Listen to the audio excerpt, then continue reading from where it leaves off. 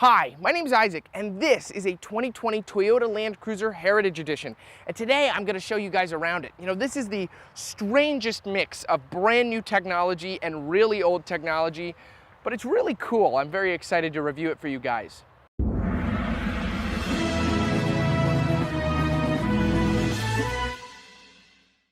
Before we begin, I want to thank Koch 33 Toyota for allowing me to review this vehicle. For all your Toyota needs, you can visit Koch 33 in Easton, Pennsylvania, right off of Route 33, or at their website, koch33toyota.com. Starting out up front on the Land Cruiser, it's very modern up front. I really like this grille design.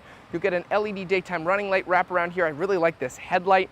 You're going to get LED headlights and high beams, as well as fog lights, parking sensors down here, and then your Toyota logo is going to double as the Toyota Safety Sense P badge. That's going to be your lane departure warning, your radar guided cruise control, stuff like that, as well as your front camera here for the 360-degree camera system in this Land Cruiser. We'll get to that. The Toyota Highlander I reviewed most recently was really fantastic, the 360-degree camera system in there.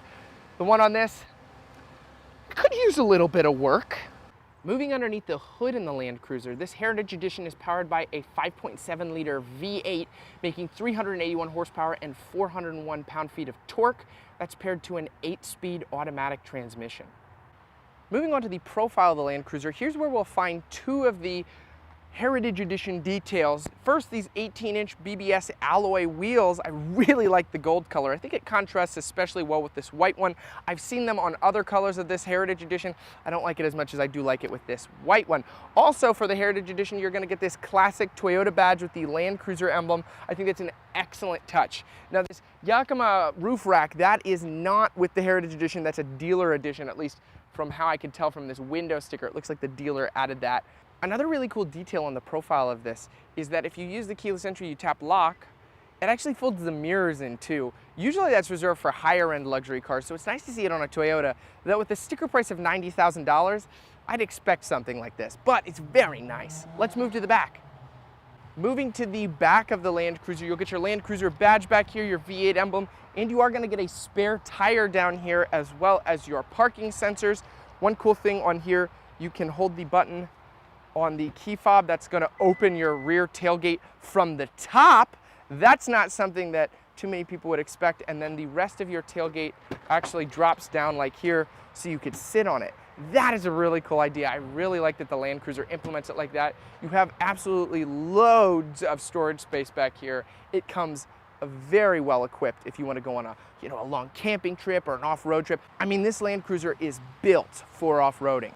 Another cool detail on here is the lower part of the lift gate where you could sit here actually has little knobs that you can turn here and lift it up, and you have a spare tire changer set in here. That's a really great use of space, and if you open this side, you can put something else in here and it has little clips that you can pop it in. I think that's a really cool idea. Very good use of space.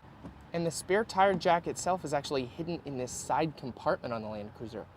In addition to an actual household outlet back here, there's actually a cool hidden Land Cruiser down here on the mat, like it's climbing a mountain. I think that is really cute and a very nice design overall. Now, moving into the interior of this Land Cruiser, here's where it really mixes the old and new very interestingly. Now, this steering wheel is very nice, has a lot of modern Toyota buttons, very comfortable. The leather is stitched very nicely, but going into the gauge cluster here, it's a very old Toyota screen, though I will say I really do like the fit and finish next to the dials here on the traditional gauges, and that's not bad. I don't mind those traditional gauges. What really starts to irk me a little bit is how old this infotainment screen is. Now, it's a very nice large infotainment screen, but as we'll see here in a second, it is really laggy. So I am going to click this. Look at how long that takes. I mean, it's slow. I hit that button right there. Then if we go to nav, like it's a slow guy. It is not very responsive.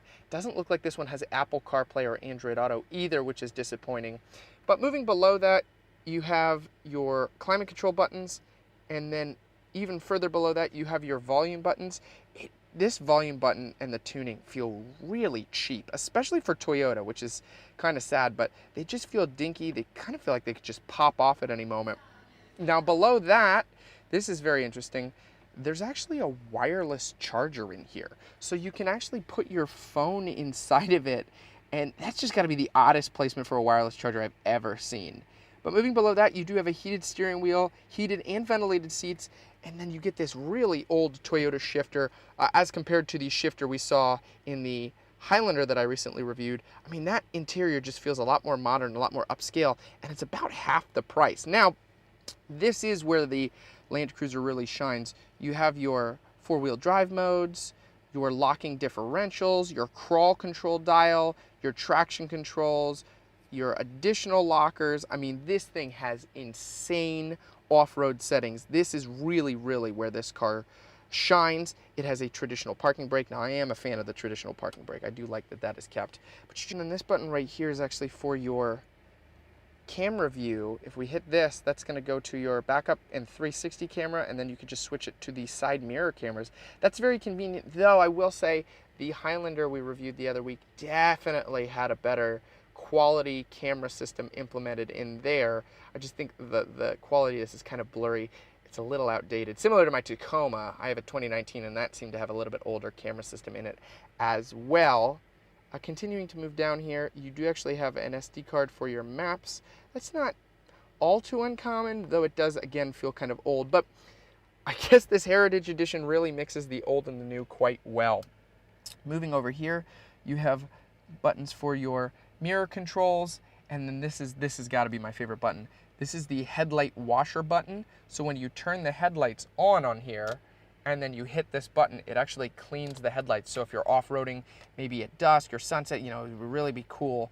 That cleans your headlights off.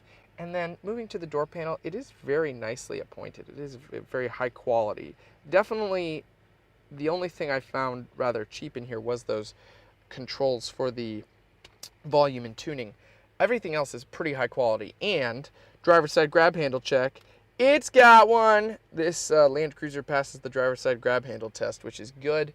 And then moving up here, you do have a traditional sunroof, no moonroof, which is a little disappointing, but it does obviously have that rack behind it, and so I can commend them for that. And then there is no camera in the mirror. Not that I expect every camera system, or every mirror system rather, to have a camera in it, but since the Highlander implemented it, I think the Land Cruiser could. That could be coming next year though, so. Moving to the back seats here, they are very comfortable leather, just like up front, and you do get that wood trim that continues down here. And then in your center console, this is an older looking design, but I really like this touch with the wood grain around these older buttons, but you do get heated seats back here and full climate controls with vents. That is really, really nice. The back seats here are definitely somewhere you'd like to spend a long road trip. Very, very comfortable. I really do like it. Overall, it's not a bad interior. It's just some things are dated in it, and I wish that they would update those things. It seems like something that would be simple to update. But perhaps the market for this interior likes that the features are older. I'm not the market for this Land Cruiser. Not yet. I'm not there yet. But yeah, I think overall it's very nice in here. It's just not as updated as some of the other Toyota models, which is just a little disappointing for how much it costs. But the cost is made up with the incredible off-roading ability that it has in here. So that is kind of the part that you weigh. Driving the 2020 Land Cruiser Heritage. Gonna go off-road here because we're on the grass a little bit. Off-road! This thing, especially compared to the Highlander I just reviewed, well, these are probably going to come out weeks apart, but I reviewed it the same day. That's a little filmmaking secret for you guys. The Highlander definitely drives a little bit better with its V6 and its suspension handling, but obviously since this is definitely meant a little bit more for off-roading, this handle's a little rougher. It's not terrible, it's just really boaty. It feels like a giant boat, and it's not the worst feeling in the world. It isn't as bad as I thought it was going to be. When I first started driving this, I was like, oof, when I went right from the Highlander to this, because it feels older. It feels like it's on an older platform. The 8-speed transmission is very responsive in this. I want to say that the Highlander's was a little bit better, but again, that's designed for more on-road stuff. This is like a very niche market of people that purchase these Land Cruisers, because and even the people that do purchase them are driving them the majority of the time on the road. They're not doing all off-roading stuff. I imagine this probably sells pretty well overseas where roads are rougher.